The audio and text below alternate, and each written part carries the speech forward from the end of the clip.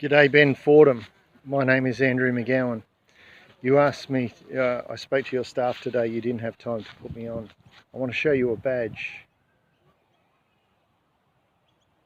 That badge I've been asked to wear by a gentleman who currently serves as a Black Hawk pilot, who served under Senator Jim Molan, who 4 years ago attended an Anzac Day ceremony with Jim Molan. He asked me to wear this badge because in December last year, his flight simulator officer committed suicide. I am walking from Sydney, Parliament House in Sydney, to Parliament House in Canberra with my 2 service dogs. The reason we are doing so is, 1, to educate Australia on the role that service dogs play in my life.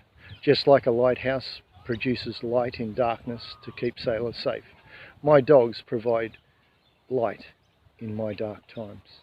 See, I'm a survivor of child sexual abuse at the hands of the Catholic Church. At the age of 10, I did not volunteer for this. I now suffer post-traumatic stress. It is not a disorder. I have it because of the crime that was perpetrated against me.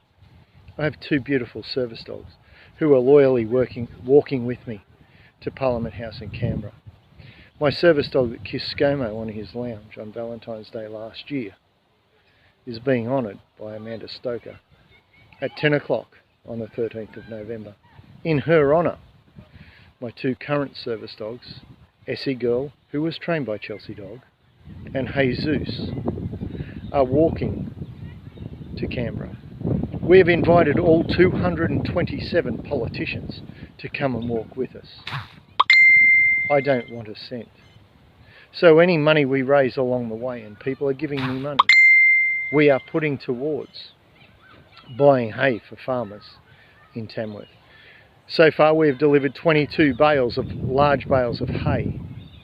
We have raised $1,425.30 to buy more hay for farmers in Tamworth.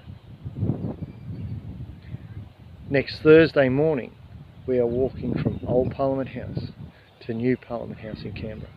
If you could encourage our parliamentarians, both in the upper house in the Senate and the lower house members of Parliament, to walk with us in a sign of unity for the need for a national approach. Ben, I've had, my apologies, called upon me, the police, on 2 occasions. Once on a New South Wales train at Central Station. Another time 3 weeks ago to the day in Newcastle on a bus.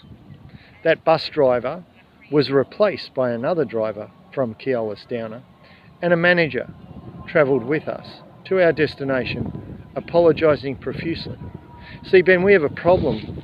The wonderful federation of our country by states has left great confusion in many areas of legislation. One of those is the 1992 National Disability Discrimination Act, Section 9, that covers both service dogs and guide dogs. But our state legislation is not in harmony or mirroring our federal legislation, and is out of step, not only in New South Wales, but in Victoria, Tasmania, South Australia, Western Australia, the Northern Territory, the ACT, and in Queensland. The reason I left Queensland to last is that they are the best state. On the 20th and 21st of this month, there is a national convention being called in Victoria. We've been invited to Melbourne to attend that conference.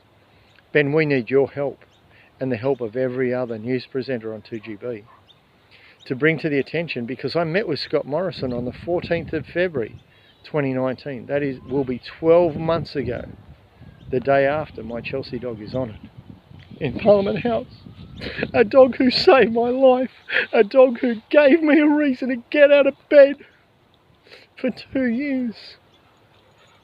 It is beautiful that she is being honoured. But why can't I get on a bus? Why can't I walk into a store without being harassed, like Aldi marched me out of their store saying your dogs aren't service dogs are cute and cuddly. Well, my dogs are cute and they're bloody cuddly. Another manager of a store said, "The problem is, Andrew, you don't look like you have a disability." Well, please, Ben, describe to me and help me understand what a person with a disability looks like. All those men that you've spoken about today that have committed suicide when all they've done is serve their country, did they look like they had a disability?